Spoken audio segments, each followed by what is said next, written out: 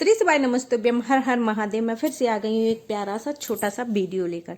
15 तारीख की शिवरात्रि है। शिवरात्रि के दिन आपको महादेव का अभिषेक कैसे करना है और क्या क्या चढ़ाना है, चलिए मैं बताती हूँ।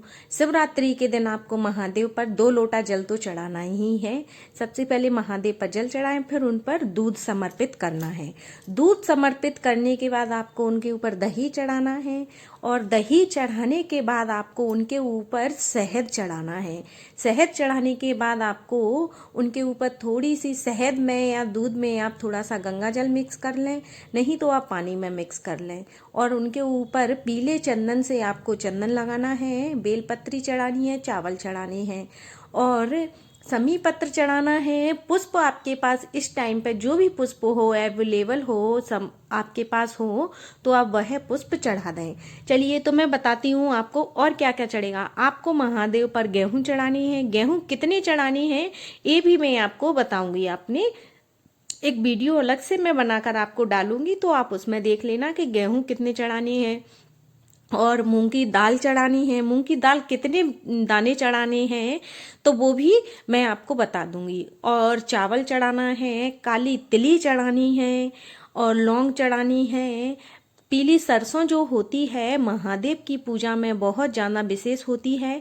और आपको महादेव पर घी चढ़ाना है, वो भी घी होना चाहिए आपके पास, शुद्ध देसी गाय का घर का घी होना चाहिए। उससे महादेव का पूरा आपको लेपन करना है। हल्दी हो थोड़ी सी तो आपको सूखी हल्दी चढ़ानी है और बेलपत्री चढ़ा देना है। बेलपत्री आपके पास जितनी भी हो। और इस टाइम पे महादेव पर अगर आपका बच्चा कोई भी किसी भी एग्जाम के लिए बैठ रहा हो तो उसमें बैठने के लिए आप अपने बच्चे के हाथ से 31 सरसों के पुष्प और गेहूं की बाल अवश्य चढ़वाएं।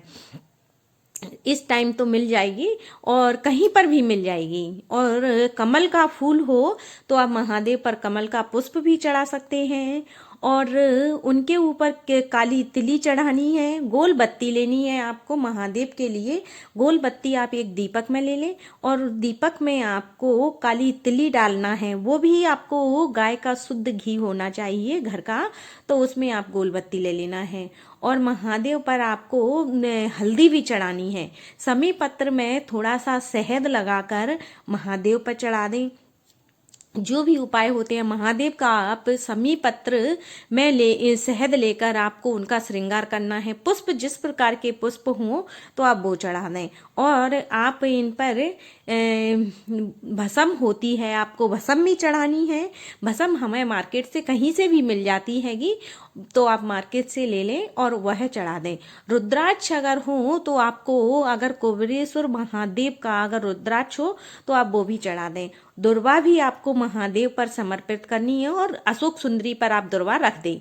आप अशोक सुंदरी पर जितनी भी दुर्वा रखें, 1 2 7 जितनी भी रखें, आप अशोक सुंदरी पर भी दुर्वा रख दें। और तुलसी की मंजरी जो होती है वो भी महादेव पर चढ़ जाती है। पीले पुष्प, अगर कन्हर के पीले पुष्प हों तो आप वो भी चढ़ा सकते हैं। कन्हर के पीले पुष्प और सफेद पुष्प, एक बेलपत्री, इन तीनों का बहुत ज्यादा ही विशेष महत्व है। शिवरात्रि के दिन अगर आपको ये मिल जाए तो आप अवश्य चढ़ाएं। बेल फल मिल जाए तो आप वो भी चढ़ा दें और बेर मिल जाए कहीं से तो आप बेर भी चढ़ा दें महादेव पर। गेहूं के दाने भी चढ़ाने हैं आपको, चावल भी चढ़ानी है, चने की दाल चढ़ानी है, आप चने की दाल चढ़ा दें। शक्कर भी आपको महादेव पर चढ़ानी है। 2 लौंग चढ़ा दें, काली मिर्ची चढ़ा दें आप महादेव पर। यह सब मतलब सभी का अलग अलग नियम होता है कि इनको चढ़ाने से क्या फल मिलता है। और काली लौंग, काली मिर्ची होती है, आप वो भी चढ़ा दें। और जनेऊ चढ़ाएं महादेव पर। जनेऊ और कलावा वस्त्र के रूप में आपको कलावा भी चढ़ाना है। इस तरह से आपको महादेव का अभिषेक करना है। और जो जल होता है वह आप शिवरात्रि का जल अपने घर में आप सभी को बांट दें प्रसाद के रूप में। आपके पास इस टाइम में जो भी फल हो तो आप ऋतु फल अवश्य ही चढ़ाएं, क्योंकि हम किसी भी पूजा को करते हैं तो ऋतु फल होना बहुत ही विशेष महत्वपूर्ण होता है।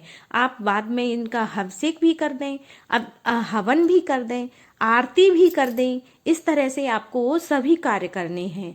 और जो जल होता है, मैं फिर से कहूंगी, जल जो महादेव का अभिषेक कर कर हम सबको प्रसाद लेना चाहिए। वीडियो अच्छा लगे तो लाइक करें, शेयर करना।